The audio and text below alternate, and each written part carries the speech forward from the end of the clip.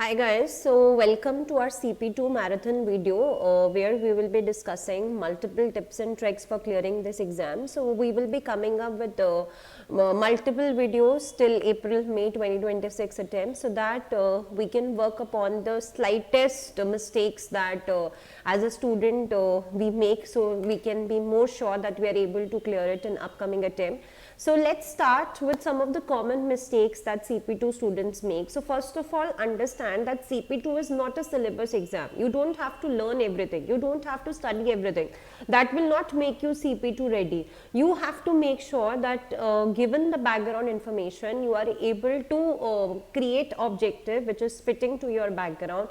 You are able to work on your assumptions. You are able to work on the methodology with respect to the background and the steps that are provided to you. So you don't have to learn the things, you just have to understand and you should know how to interpret it.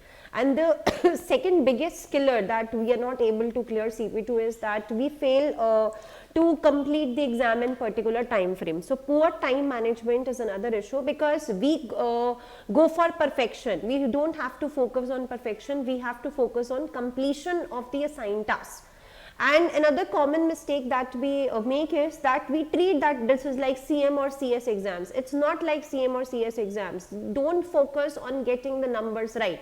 The common mindset is that I have to work on the formula, I have to get my numbers right.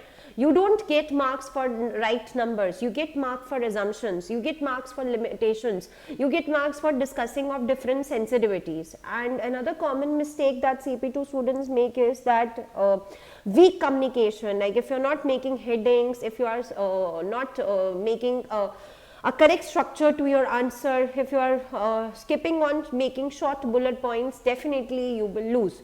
So we need to understand examiner expectations. Examiner expectations are not for perfect model or complex techniques or exact answers. Examiner expectations focus on clear logic, they focus on reasonable approach. They focus that if you're writing on the limitations, you should be aware of the limitations. So we have to understand that how do toppers crack CP2. So first is they start writing early, they keep the model very simple.